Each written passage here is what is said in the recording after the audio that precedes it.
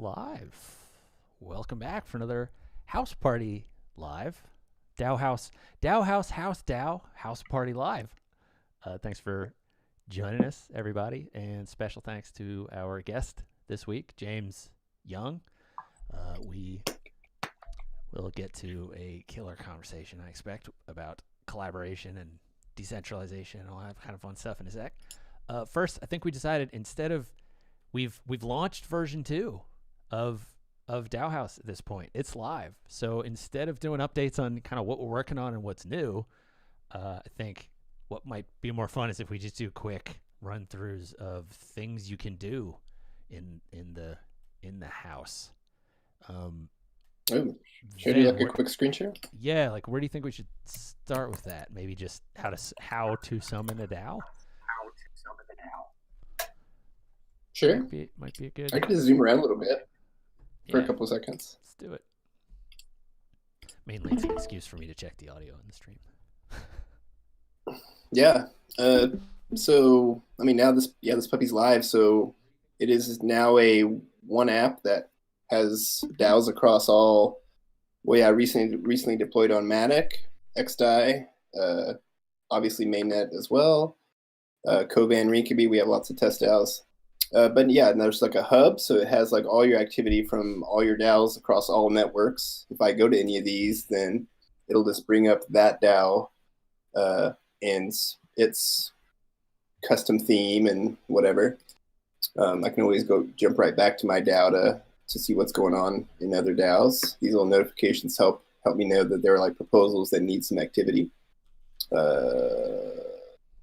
For example, what's over in Raid Guild that needs activity? I don't know. I think we're migrating to XDAI right now, so probably something to do with that. But yeah, and then so everything's in here now, so you can summon new DAOs directly from here, one click. We have like these nice little settings of some that communities have used for these types of organizations before, so that's what these are here. So you can click with one button. You can always go into hard mode if you're feeling risky. You can do whatever you want over there. You can also, straight from here, you can explore all the DAOs, again, on all networks. You can filter by network if you desire. See just the ones that are on XDAI, for example, of which there are many on XDAI, thanks to the cheap, fast transactions. But yeah, there's some new ones popping up on Matic too, or Polygon, I should say now. So yeah, I mean, that's the bulk of it, I guess. So just all in one place, all networks, all that kind of stuff is like the first foundation that we really wanted to get to in this V2. And then from there, we can start to do some real fun stuff where we can start building out, like with the summoning interface, it's that easy. Click here, click there. If you want to use the multi-summoner, you put in a list of addresses, and then y'all are in a DAO. I think we're in a transition period. It's easy, the social community side. Yeah, I think we're in a transition period now where it used to be tricky, right? You needed to understand smart contracts to make a DAO work. Now it's as easy as like what you just showed off there, which is, ultimately the cool thing. Well, yeah. And the whole point, man, when we first built DAOhaus in ETH Berlin, like 2019, I guess, that was the thing that we wanted. And like Keith and I were joking around, like we want a button that's like just DAO it, and you push the button and you have a DAO. That was like the thing. It literally took us like a year of like, well, what kind of parameters are right for like that one-click summon kind of thing, and that takes like actual communities using it and reporting back what works for them, what doesn't work, and those types of things. So, but yeah, finally, now you can just like push a button and have a DAO, and it's pretty great. We have so many DAOs internally now just for that. Which is really cool. But yeah, the foundation of all this was really to get to the point where we could start adding these different extensions where the communities can start building different apps to interact with all the different things in the Ethereum ecosystem as a DAO. So that's the really exciting stuff to go forward off of this foundation. For sure. So yeah, everybody check that out. If you need any help playing with it, there's a link to our Discord somewhere in there that'll get you to the crew to get some support. Otherwise, let's cruise onward. And welcome, James, to the house party. Thanks for Awesome. thanks for joining us. So Thanks for having me. yeah, I think the place to start, I guess, is like with the origin story. If you were a superhero, um, what's your sort of journey in Web3, Ethereum, etc. That kind of gets you to standing. I was about to say sitting, but looks like you're standing. Standing with us today. Yeah, here, I'll join you. Oh, so fancy. I used to stand all the time, and then I hurt my back. Yeah. So I've been dabbling in Bitcoin before Ethereum, and what really caught my eye and attention was the DAO hack that led to the hard fork in 2016. And that set me down this rabbit hole. And I was always fascinated by that and understood, for whatever reason, that what crypto really is or allows is reduced coordination costs. I can not have to fly somewhere, call someone up. Like, I can do things on the internet. Vote and money are great killer apps for scarce digital assets. But when you peel that back, you understand that this is a way for humans to evolve organizationally. And I was like fascinated by that. And, said to myself, I would never, ever be able to create something as sci-fi as a DAO.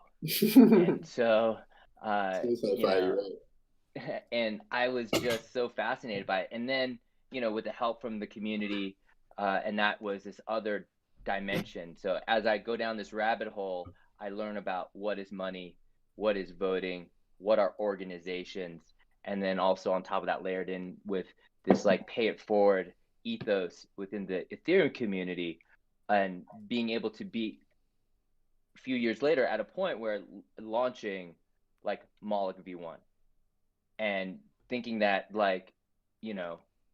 all right, it might be a thing. And then, it helped kind of with this money Legos aspect or organizational Legos.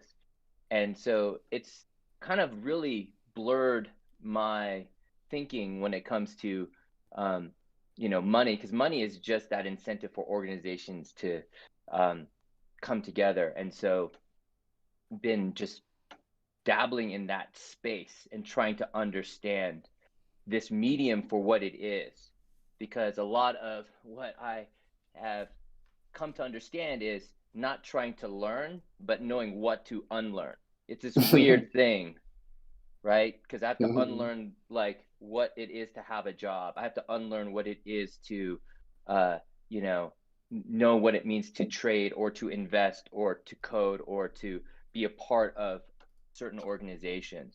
I grew up saying, okay, you get a job at one place and you earn money at that place. But now it's like you're so fluid with these DAOs that you can be belonging to 10 different DAOs and provide 10% capacity to all 10 of them. And so it's this interesting thing now where before I thought, where's the job security? And now I think, where was the job security? Am I thinking that like if I got fired or laid off or whatever for one company, that's all my money? Whereas now if I'm involved in 20 projects, 10 of them take off and 10 of them die, it's actually better security. So it's like trying to unpack a lot of what I've come to learn, because my mental model was framed in a pre-crypto world. And it's an extra kind of mind fuck for me, because now what am I going to teach my kids? And how do I like get them to be properly transitioned into what I think is inevitable? Right. But Yes. I don't know how long it's going to take, right? I'm old enough to know that when people first signed up for AOL, they thought that was the entire internet, right? But it's so much more than that. And crypto is just this multi-dimensional thing that I don't think we really grasp, because we can only understand things by what we know in that context, right? When they first came out with the car did not have a steering wheel. It had 2 ropes for movement. That's why engines are still measured in horsepower. Right. Right? Yeah. So there's this previous context that you need to understand things with, but then that thing, that new tech or whatever it is, has its own innate properties that you have to kind of unpack. So we know about organizations, we know about money, we know about these things, but I don't know if we really know what crypto is collectively, like really, you know? I always So appreciate your humility in this zone, because I think it's I just appreciate it so much, because it's so smart, as I mean, in its well. So I don't mean to just be like humility as like that's an excellent character trait, but it's actually like smart too, because yeah, dude, like this shit's changing so fast and we're all learning so much together, and to be thinking about, especially like what you said, like unlearning. I run into that every day. Like, oh, there's that thing from like the old world that still like is in my head, that it's still like making me make decisions without me thinking about it, but then eventually I have to be like, oh yeah, no, that's just like not necessary anymore, or whatever, and I just like put that over there. But so important. I often preface talks about this stuff by saying, like, the nature of the paradigm shift that we're dealing with here, like I'm people frequently say, well, what do I need to study to understand this stuff? And I end up, I lead with, honestly, I think I have an undergraduate degree in philosophy, and that's probably what prepared me the best for this, because philosophy is all about like, okay, throw out what you thought and try this new idea, and then we're just going to debate that, because that's the point, is to debate the new thing. And so I already kind of have this mind space for like, okay, well, let's throw out the status quo and imagine that this other thing exists instead. And but it's mainly just to make the point that like that's the scale of the shift that we're talking about here, because you kind of have to go, okay, so money's just made up. And like everyone's head explodes as soon as you say that, because, in a capitalist society, we're so driven by the idea that money's all that matters. When you then go, actually, it's just a construct, everybody goes, I don't even know how to, like you kind of have to. So it's a long way of saying I appreciate the same thing in our conversations that we've had, which is, like I find I'm frequently also the person going, yeah, but we don't know. Well, I don't know what I'm going to tell my kids either. Like, for me, it felt like really, laid out for me. But you're right. It starts all the way back. I remember being sort of like a pedantic teenager going, I don't have the internet. I have access to the internet. But like people didn't understand the distinction between being plugged in versus you put a disc in and then the entirety of the program is on your computer and you can play chess, whatever. Like, yeah. I mean, I'm old enough to where, like, people would say, "Oh yeah, that disk is the internet, or it has the internet on it." It's like, wait, what? And I just think giving them that away 5,000 free hours. yeah.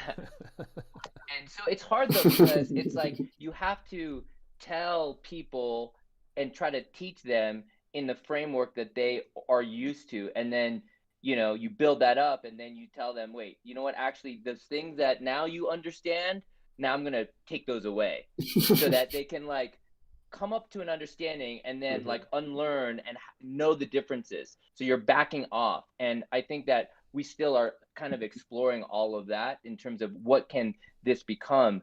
And this is why I think it's really hard. It's almost kind of this dichotomy where you have to play out this vision of decentralization, which is like this lofty concept, but you can't get there unless you deal with this emergent design and learn along the way, because crypto is a contact sport.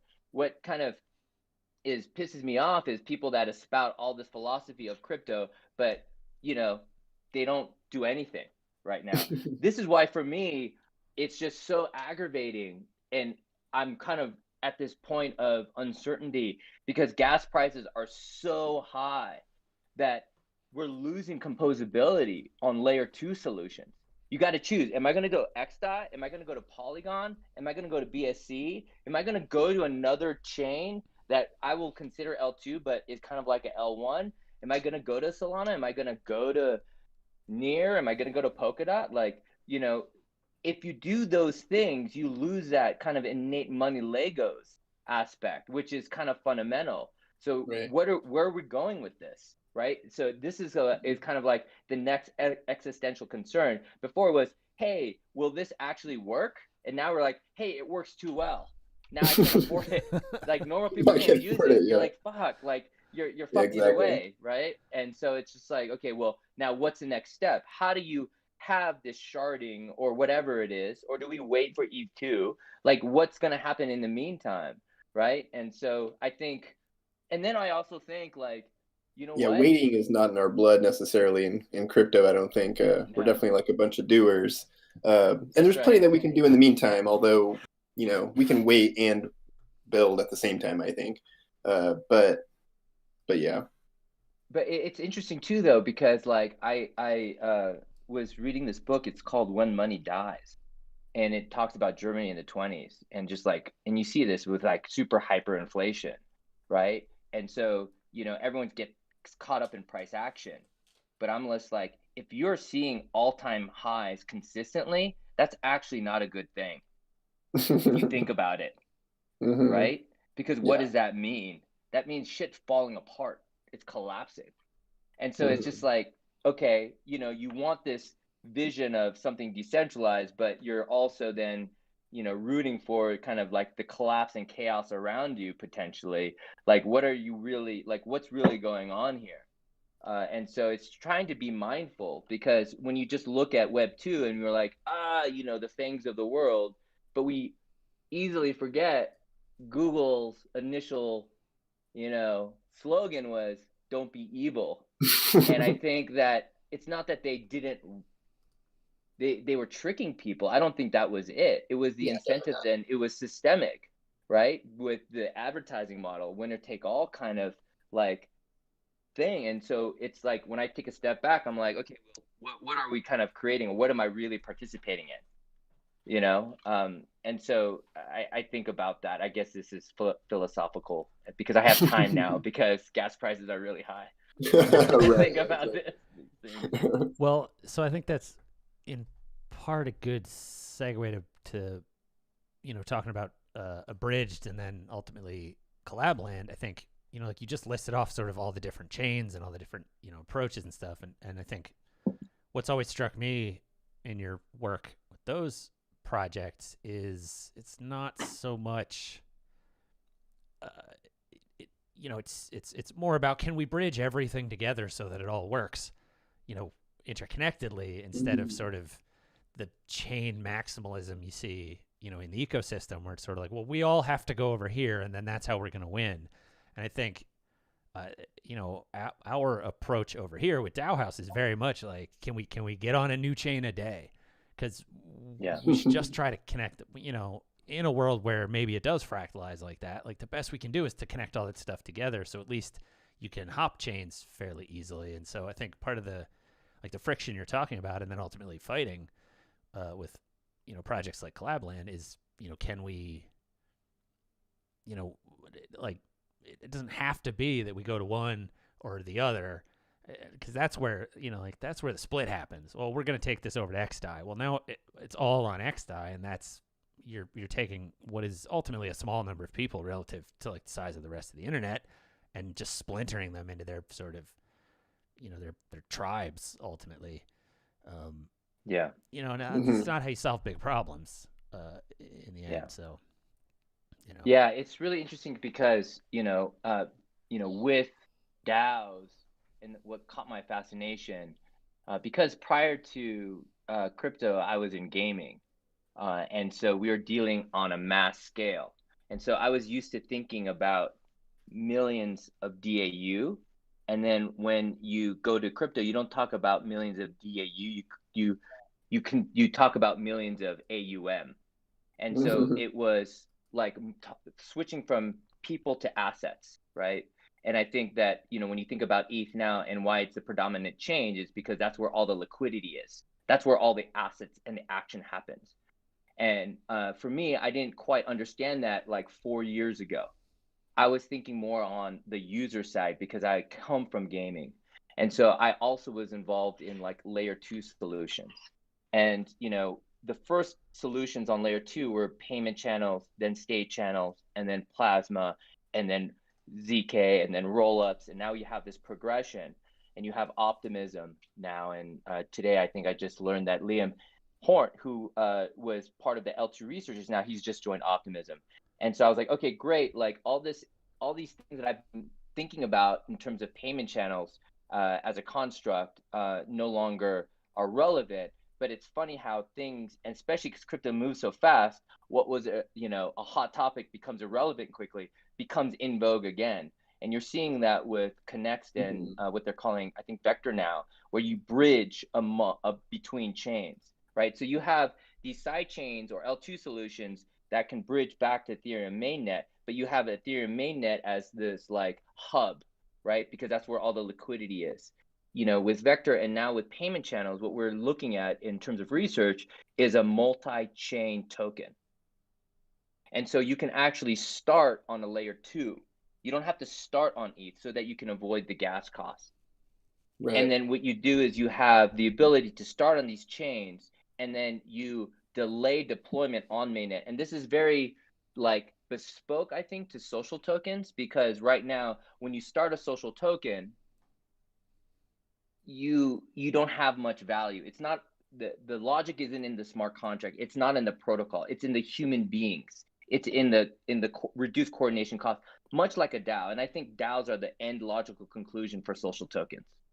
But when it comes to social tokens, it's hard to bootstrap them now because the transaction fee to move a social token is like 10x the cost of the actual token. So they never get off the ground. So there's this economic disincentive.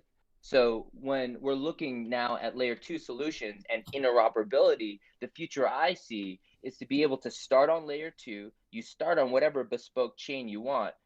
Polygon may become the gaming chain. Who knows? XDAI might be the org chain. Like, who knows, right? Like, we'll see where the market takes this. But I don't want to have to make a bet on which layer 2 solution I have to. And then the maxi talk just goes from layer 1 to layer 2, right? And then people are just advocating and shilling whatever because of their project and their interests are on that bespoke chain or side chain or layer 2 solution. So I think what you do is you have this multi-chain token using payment channels. You start on layer 2, and you just have these like what we're calling a token swap service in between. And then when you want to go on to another chain, you deploy the contract on another chain. So you can start on XDAI, you can move to BSC, you can move to Polygon. I know I'm looking at like Near right now because they have the Rainbow Bridge coming out soon. So, what does that mean? Maybe, another L1 from the perspective of ETH is considered an L2 with much stronger security guarantees, right? So that could be a potential kind of hybrid situation. And I think that we won't think about things as different chains. We'll think about, because the chains will be too low level, and we can actually think about it as you have this virtual asset. You're virtualizing the virtual asset, and users don't care. And we have to also think about like, what does this mean for the ethos of decentralization and how we can progressively decentralize and make sure that at the end of the day, the users will be able to have custody of their own assets, because we don't want to create the same kind of systems. I'm super excited that Coinbase is going to IPO, but, and I think that kind of system is needed because, you will have these traditional companies that are servicing crypto, but are in this hybrid kind of stance. This is why I think it's okay if Coinbase IPO'd instead of having a token launch, right? And this is how you'll get more adoption, right? This is how, like with taking it back to DAOhaus, people will experiment with different type of organizations. And I think people will eventually belong to a network of DAOs rather than a DAO, Right. And so I don't know how this is going to all manifest itself, but it's this contact with reality, multi-chain token, that's going to allow us to be able to evolve, because things are not what I thought they were going to be even 2 years ago, right? And so it's going to, who knows what this is. And so this is part of that, going back to the original statement of unlearning, even what I've tried to learn a year or two ago, and just kind of evolving. So at the core, what drives it though is what I think, and the kind of the through line that connects it all consistently is thinking of this as reducing coordination costs. Agreed. And this is why, with Collab.land, it just, let's use tools that people are already using, Discord, Telegram, and let them coordinate. And so I think that will be continuing the ethos. And then, you have to make trade-offs based off of where the market is at, regarding how you centralize, but always making sure that you can exit and there's a path, and you maintain a path to decentralization. So things kind of look the same. The iceberg tip that you see kind of looks the same for Web 2 users, but below everything else, the plumbing is, fully decentralized. But people may not see that. And I think that's the responsibility for those that, have this core ethos and who believe in the long game of decentralization to maintain. So that was kind of my long-winded rant, trying to boil everything down into 10 minutes or so. I don't know how well I did there. No, it's great. I mean, you're right, and it's interesting to be in the space. How sort of like at the advent of the internet, it was hyper academic. It was literally the Department of Defense and academia that were developing the thing, and so it was a bunch of nerds, but in a very different way than it's currently still a bunch of nerds, and we're fighting about the chains. And like the reality is, if this stuff is gonna end up mainstream, nobody's even gonna know that exists. No one knows what TCP/IP is. Nobody understands SMTP, but it makes everything work. And I think the fun questions ultimately though are like, are they willing to adopt, like who would have imagined with telephones that everybody would someday have memorized and then unmemorized, because the phones would store them for them, like a 10-digit number to contact other people.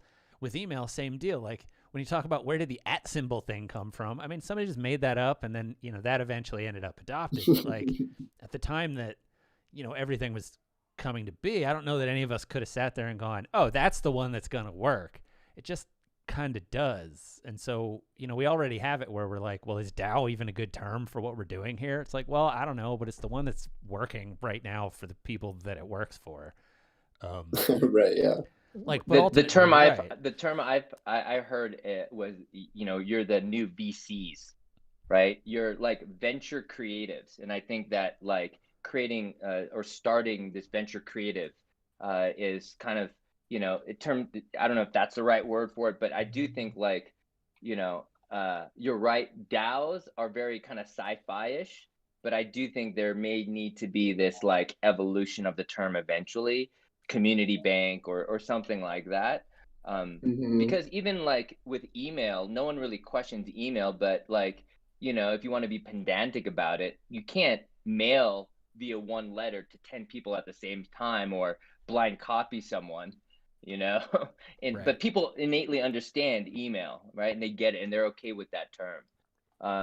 So I don't think it's about like the analogy that you use to try to understand this new technology. It's really the cultural impact that we don't understand it will happen, right? So it's like, we didn't know that having a phone in your pocket could lead to Uber, because culturally hitchhiking was illegal or not condoned, but now it's encouraged.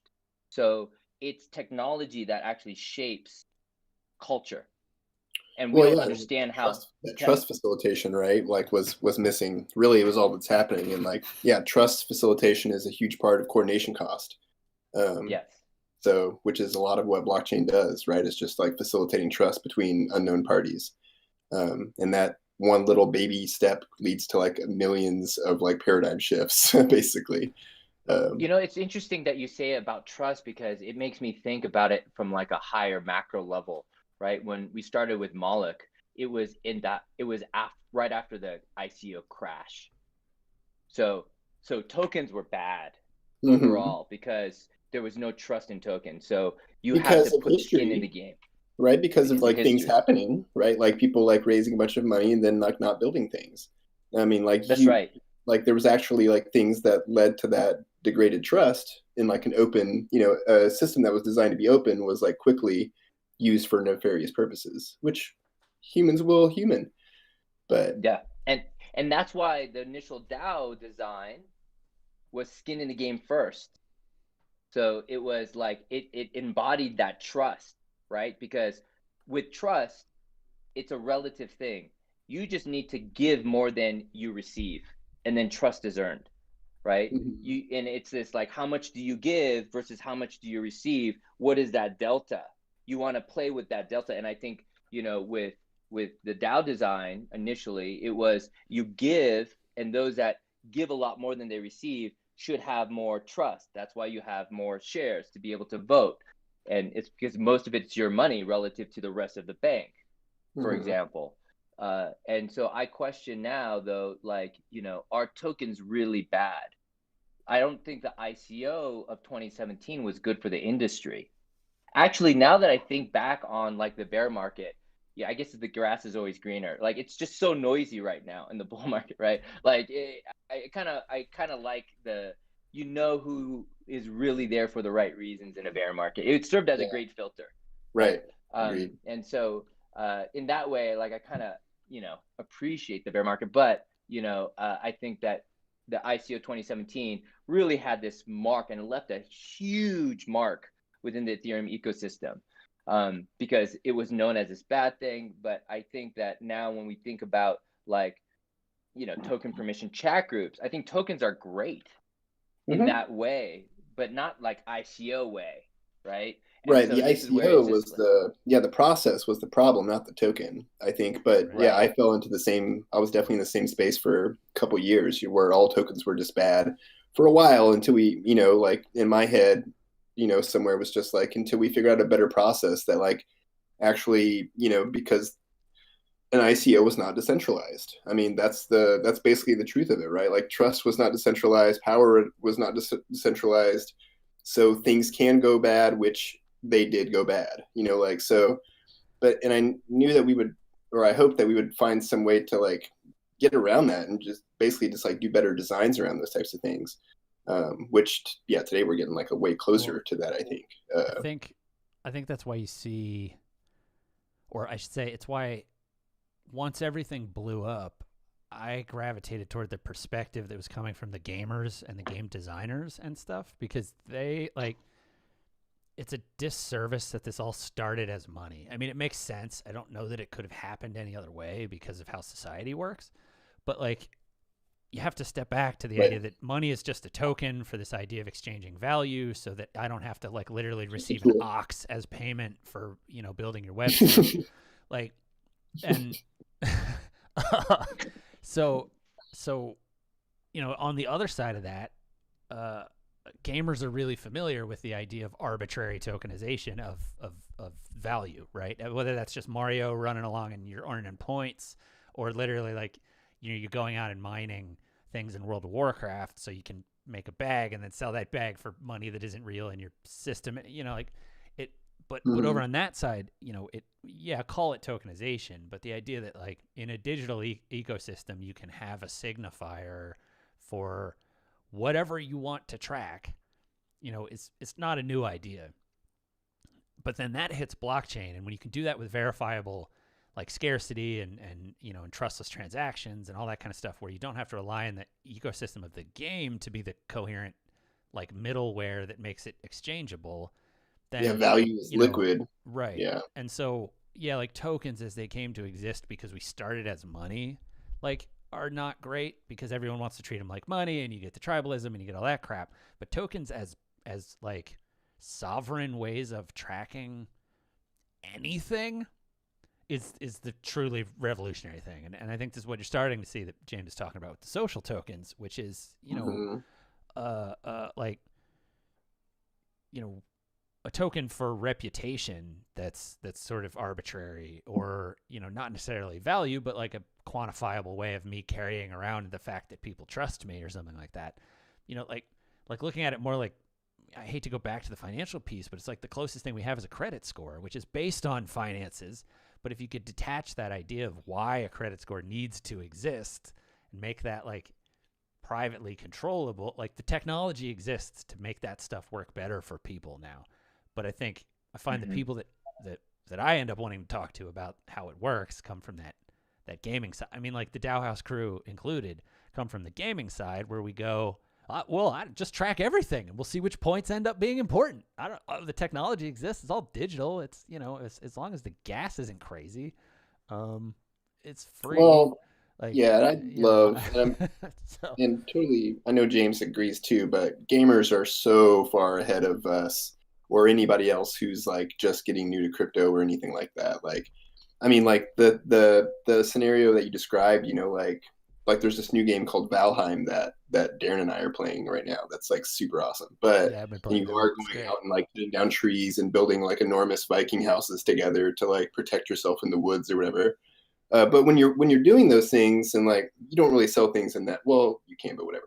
But yeah, you can go and mine some material, and then you build a sword that is like a signal. You can signal that to other players and be like, look, like I did all of this work in this game, and I mined all of this shit, and I built this incredible castle out of this, and then you like post a video about how this awesome castle that you built. And it's all about like, so like in the idea of money is just like really interesting inside of a game because of that, right? Like nobody like screen caps how much gold they have in their inventory or whatever. They show videos of things that they built with that, or like, or their outfits that they like put together, and their character that they built and who they are now in this world because of like these things that they did. And I don't know, I think there's so much to learn from that interaction with money Yeah. as well. Yeah, it's interesting because it goes back to like 20 years ago. What are the analogies? People are like, why would anyone want to blog? Because the context of society was consumer. Web 2.0 turned the consumer into producer, right? And so being on Twitter, like updating a news feed, microblogging, it's what everyone does now. And I think that the technology now allows for tokenization. It's inevitable that everything will be tokenized. But what does that mean? I have no idea, right? Like, is it identity? Is it attention?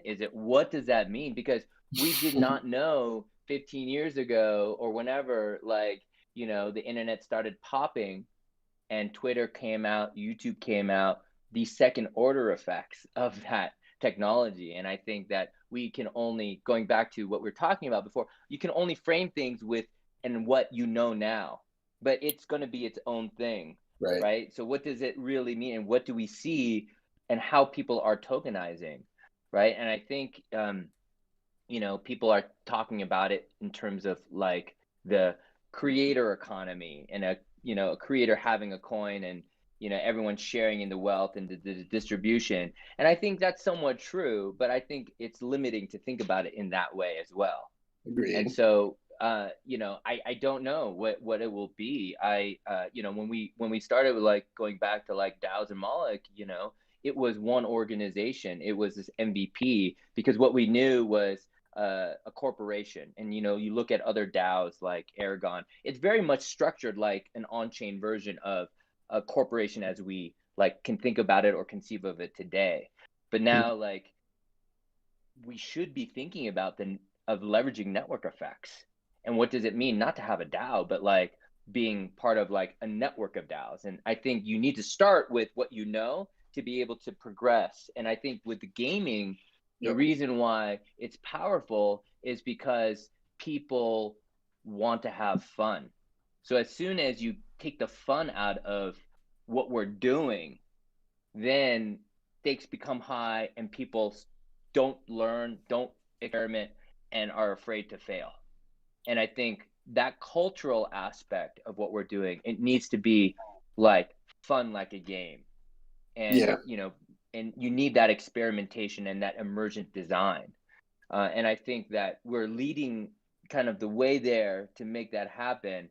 And so, I appreciate with Metacartel, you can't take each other too seriously, because once you do, then it just becomes fighting. It just becomes like, I'm right and you're wrong and all this stuff. And we don't learn, and we become afraid to like make mistakes, right? Yeah, we're all right and wrong at the same time, depending on, it's all relative, right? Yeah. Yeah. And I think a lot of this, technically, it can all work.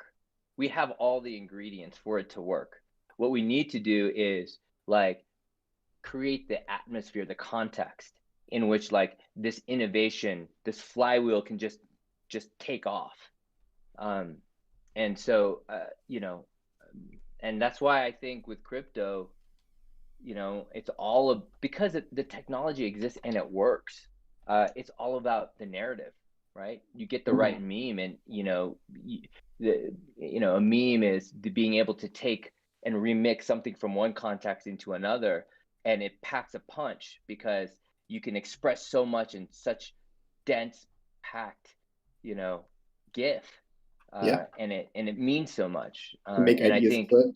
Yeah. yeah, and that's why I think, what we should focus on is not so much like the tech aspect of it. It's easy to get lost and nerd out in that, but to really like focus in on the kind of the cultural aspect, how to make this fun, how to make it engaging, how to make it low risk, low cost. And, going back to when I got into crypto, or got into ETH specifically, I was just like mind blown by the original DAO. That's what got me in. I had no idea that years later, through the help of other people mainly, and it's through their just wanting to give without having to receive, that we're able to like come up with, moving it forward and advancing it. And it's just like that pay it forward mentality.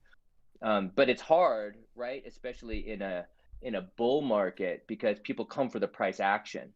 So it's harder to know. And this is why I kind of reminisce about the bear market, because it's a self-filtering mechanism, because you knew people were in it for the right reasons. It wasn't noisy. You knew that you were in it with long-term players potentially. And So or at least that it's much higher probability that they're there to create value instead of extracting value, right? Like in bull markets, it just feels like people are coming in to extract at a much higher rate. Obviously, there are like many exceptions, but yeah, in a bear market, typically people are there because something clicked for them and they're there to create value. And then which creates a very low coordination cost for us all to like work together to innovate and build together, right? If you're coming in and trying to extract, that's like a lot of friction. You're not going to like be able to like lock onto the machine and innovate with us, because that's not really how we work. We're not here to extract value. We're here to create value together, like positive sum as much fucking value as possible. Like, yeah. Yeah. The thing, I mean, related to the positive sum piece, like it I frequently end up talking about the scarcity mindset thing, right? Like it's a novel thing that introducing the technology to have true digital scarcity actually creates a world where now we have to drop the scarcity mindset around how much there is to go eat with, like how much, like it increases the design space of what software can eat so much that it's hard to even imagine the extent to which we don't have to have a scarcity mindset around like, well, I'm going to build this app and there's only so many people that can use it. And if I don't go eat them all, like the winner take all thing that we're used to changes. And it gets sort of back to the gaming piece, because you see these collaborative behaviors in, Minecraft, partially because nobody has to sit there and be like, well, I'm going to run out of resource. Like I'm going to run out of money. It's all just fake and digital. And then people are like, okay, well, you reduce that and people love to go collaborate. But then you take that same thing and you put it in the world where it's scarce and everybody gets squirrely and it kind of stops working. And so, like it's that same, and it even relates to the bull market and the bear market. In a bear market, everybody who's still working doesn't have to feel like there's a scarce mindset because they're not constantly under this tension of like the good times are about to end. Instead, it's just like, let's build a thing and get more people in here. And hey, I mean, there's 7 billion people on the planet and we've only captured 20 million of them. Let's do it, you know? But once you get the bull thing going, everybody starts going, I might crash at any time and I need to tighten up. And and everybody starts like behaving in a different way. And so I don't know. I just end up out there constantly preaching that idea of like, you don't, yeah, in the short term things are scarce. It's still, it's still a game of build an app and see if you can get enough people to use it. But like the end game here is, if we can bank the unbanked, it doesn't matter if you can get everyone else in the US because there are so many more people in the world. It's that kind of thing. Like the paradigm shift at the tech here is we don't have to think of like, I don't feel like we don't need to compete with one another. It's back to the chain thing. Like all the chains can exist. Yeah, have your chain. Awesome. Do it. I'll build my thing for your chain too. Why are we fighting? Yeah. Yeah, we're just like, if you guys have users in a chain that works and is like sufficiently decentralized, then like, that we can make sure that we're providing that peace of mind to our users, that you're not some like crazy centralized chain that can like not allow them to exit your chain or whatever. That's literally the only problem. As long as they can like exit the chain and go back to mainnet, then we're fine. And if you have users, then we'll, whatever, that's like it for us. Like wherever humans can get the value and that's it.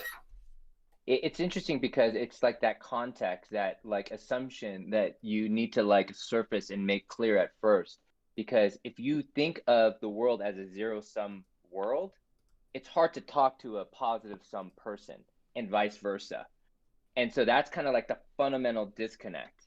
So I think that, it's that core belief, I think, first, and it's really like goes to like, do you think humankind is naturally good or naturally bad? So it becomes very much like you have to unpack and get on this level ground. And it's I think that like bear market that allows you to not have to unpack all of that, because people are just putting their money where their mouth is and putting their time and energy where it is, because it's self-selecting that way. And yeah, who'll know what will happen. I think part of it too is also then being able to know what to do in, what season, right? So the bear bull market is much like winter and spring. So in winter, you hibernate, you get ready, you bulk up, in the springtime, you harvest. Yeah, you experiment. And then like now we're in the bull market, we're like, okay, there's a lot of attention. We don't act and operate necessarily the same. And what does that mean? I think that, and this is what I've seen people talk about, and I was like, oh, that's an interesting idea. And this is something I'm trying to unlearn, is because in crypto over the last, 5, 6, 7 years, you think about holding your assets in a wallet, and the wallet is this core primitive. But NFTs are hot. Why can't an NFT? And I was asked this question by someone that, was new, that was interested in NFT, saying, why can't your NFT hold value?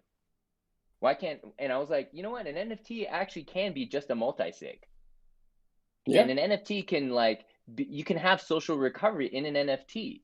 I was like, oh, it doesn't have to be this like wallet thing. It could be riding off of the current like hotness, which is NFTs, because, wallet is just a wrapper or an abstraction of what's on the blockchain. It just is like a portal into, your assets that you hold and can move. But what if it was like, what if it was a picture instead? It was a digital asset. That's more cool to think about. And so I think, even for those that are like, OGs in crypto or whatever you want to call it, that have come from this mental model getting into crypto, need to be able to unlearn that as well, potentially. And so you have to always be kind of on your toes and thinking about it in that way.